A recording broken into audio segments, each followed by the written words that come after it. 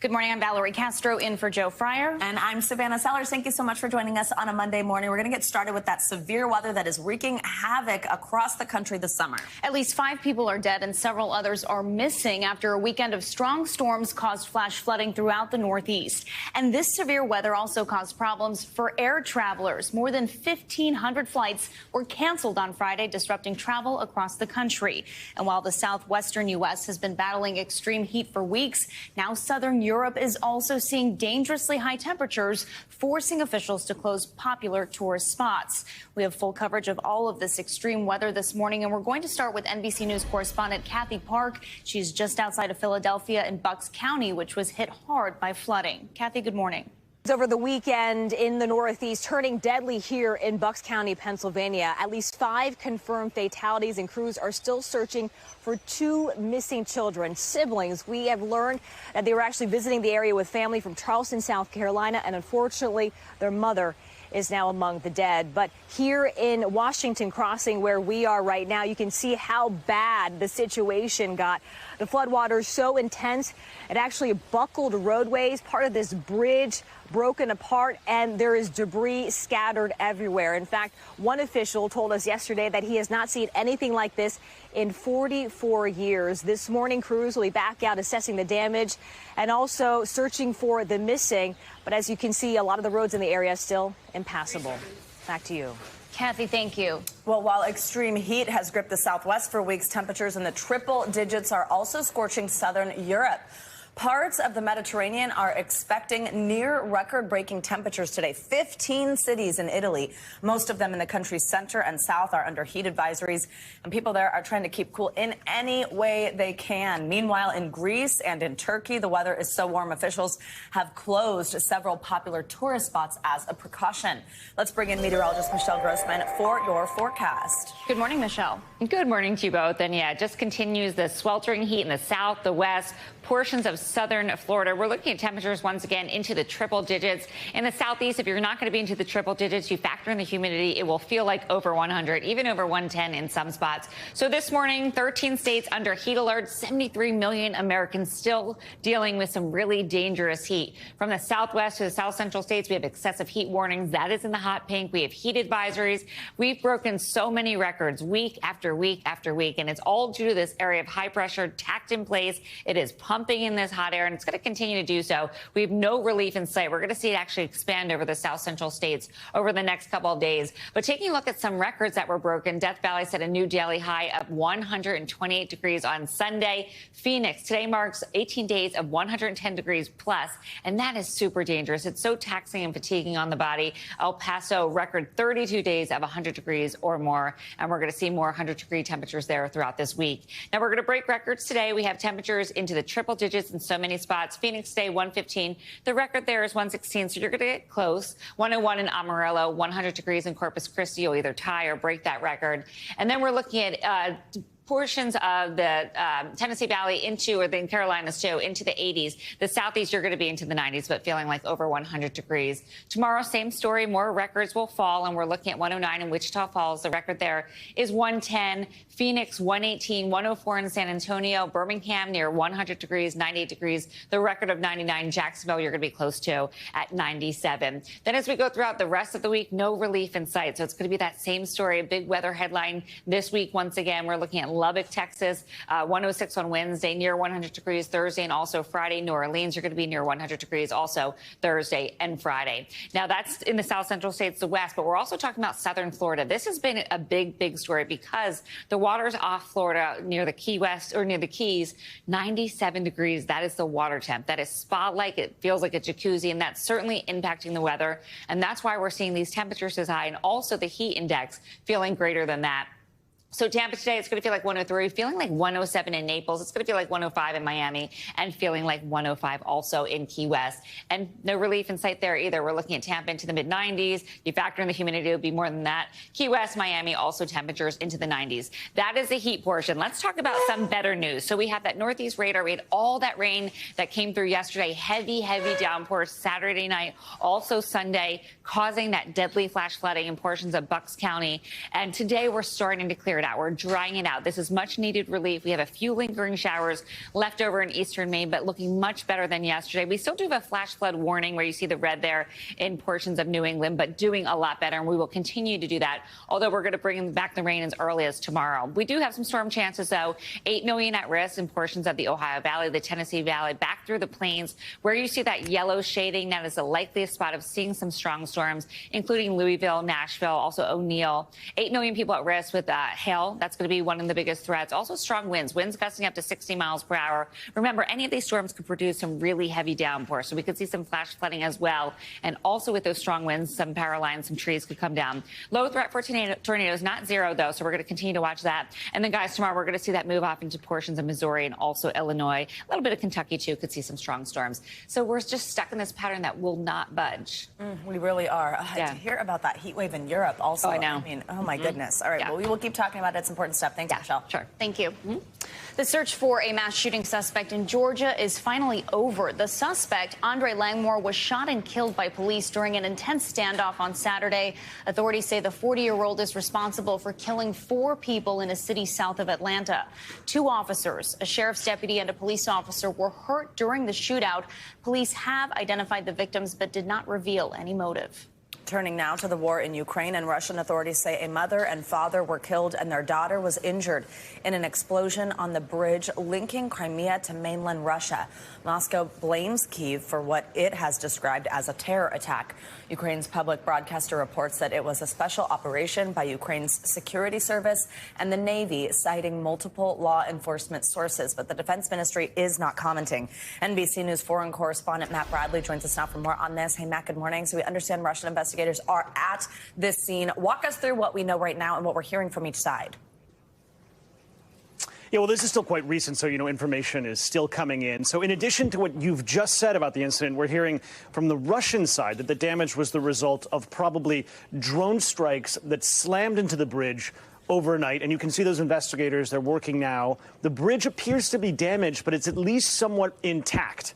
And we have heard from the Russian side that train service across the bridge has resumed already as of this morning. So that's another clue that this attack didn't incapacitate or destroy the bridge quite as much as a previous attack back in October. And that's when a truck bomb blew up and cut off at least one direction of travel on the bridge for months. And that damage was so bad that the bridge only reopened to full traffic in May after extensive repairs. So far, guys, this attack doesn't appear to have been quite as successful as that one last year.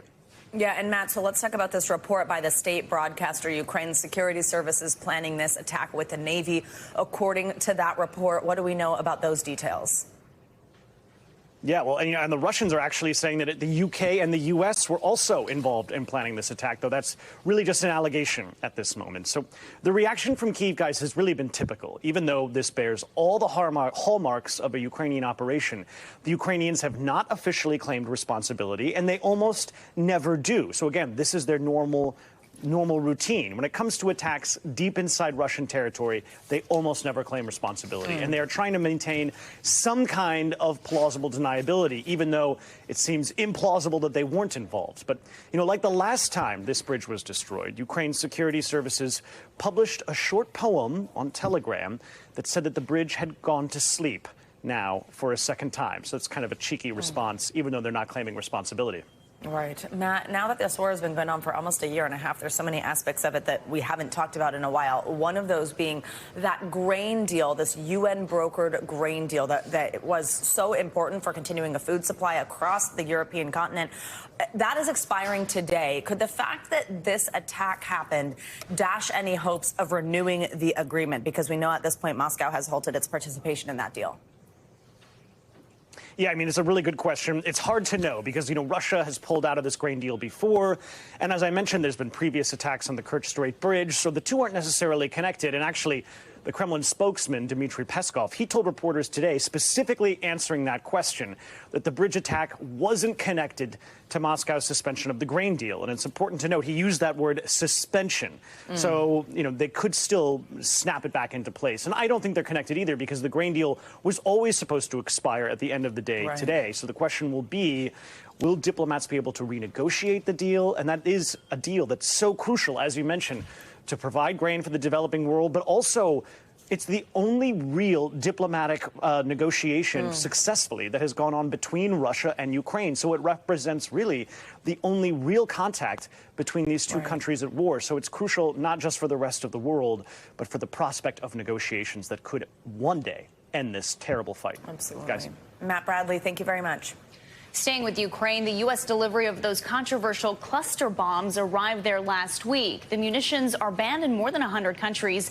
That decision was debated on Meet the Press yesterday, as Chuck Todd explains. Well, hello there, Savannah and Valerie. This week on Meet the Press, National Security Advisor Jake Sullivan joined me to discuss the controversial decision to send cluster munitions to Ukraine. Take a look at what he had to say about how the decision impacts U.S. moral authority. Our moral authority has not derived from being a signatory to the Convention Against Cluster Munitions. We have not been at any point since that convention came into effect. Neither has Ukraine. Our moral authority and Ukraine's moral authority in this conflict comes from the fact that we are supporting a country under brutal, vicious attack by its neighbor, with missiles and bombs raining down on its cities, killing its civilians, destroying its schools, its churches, its hospitals. And the idea that providing Ukraine with a weapon in order for them to be able to defend their homeland, protect their civilians, is somehow a challenge to our moral authority, I find questionable.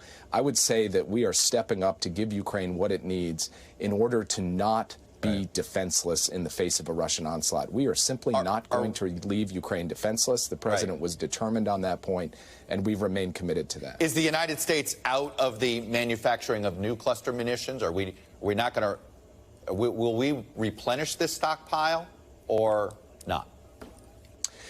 Our current plan is not to replenish that stockpile. It is rather to build up the capacity to produce the unitary round of the 155, the non-cluster munition round of ammunition. We began that process months ago as we anticipated the need for continuing supply to Ukraine, but it takes time. And that is why we need a bridge from today, when we need to ensure that Ukraine has the necessary supply of ammunition, to a few months down the road when we believe we can supply enough of the unitary round to meet Ukraine's defense needs.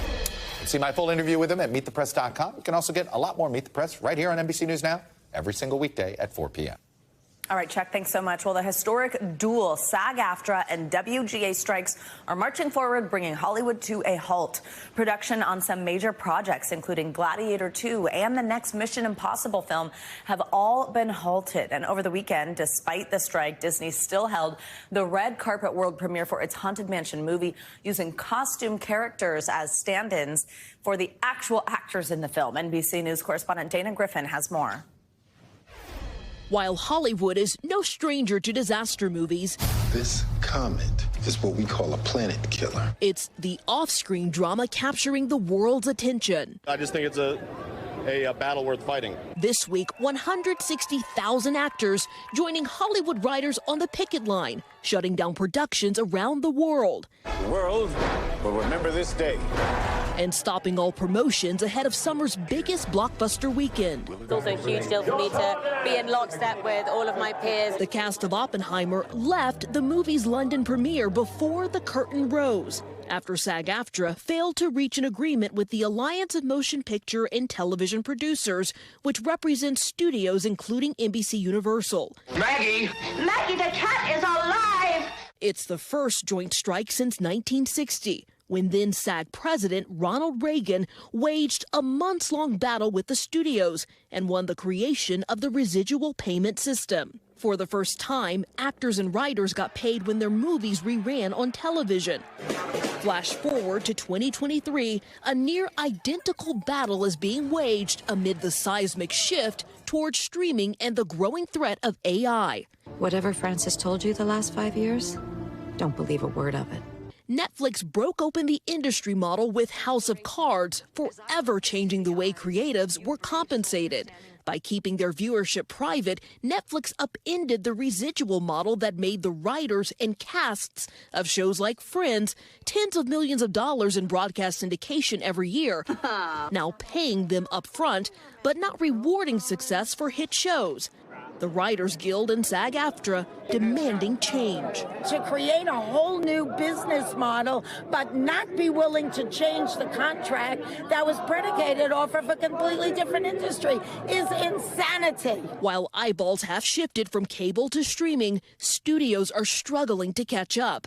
Disney Plus reporting a $659 million operating loss last quarter after expensive bets on shows like The Mandalorian failed to attract new subscribers. In an exclusive interview with CNBC, Disney CEO Bob Iger reacting to the back and forth. There's a level of expectation that they have that is just not realistic. The two sides also at an impasse over AI. The studio saying they've offered protections, including consent for digital replicas or alterations. But creatives worry the technology will be used to dock pay. Now, productions from Wicked to American Horror Story halted, with no clear end to this story in sight. Something is going to happen which is going to force people back to the table. Eventually, there will be a deal, but it's going to be a rocky, rough road getting there. Our thanks to Dana Griffin for that reporting. Now, it's not just the actual acting or taking parts in red carpets that those actors in SAG-AFTRA are being asked to refrain from. They're also being asked not to post certain things on social media, including costume pictures in past or future shows that they might be in. In sports news now, there is a new grass court tennis champion in town. Oh, my goodness, and what a great game it was. Spain's Carlos Alcaraz defeated the heavy favorite Novak Djokovic in a 5-set thriller on Wimbledon's center court yesterday. The Spaniard roared back from an early setback to deny Djokovic a record-equaling 8th Wimbledon title. Alcaraz described the win as the happiest moment in his life. Thanks for watching our YouTube channel. Follow today's top stories and breaking news by downloading the NBC News app.